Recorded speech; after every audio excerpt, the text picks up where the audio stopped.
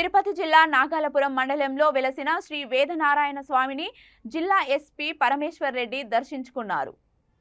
ముందుగా CI Shivakumar Reddy, SI Obaiah, ఆలయ అర్చకులు పూర్ణకుంభ స్వాగతం పలికి స్వామివారికి ప్రత్యేక పూజలు నిర్వహించారు. అర్చకులు తీర్థ ప్రసాదాలు అందించి వేద ఆశీర్వాదనాలు పలికారు. తదనంతరం పలు రికార్డులను పరిశీలించి పెండింగ్ లో ఉన్న కేసులను త్వరగా పూర్తి చేయాలని ఆదేశించారు.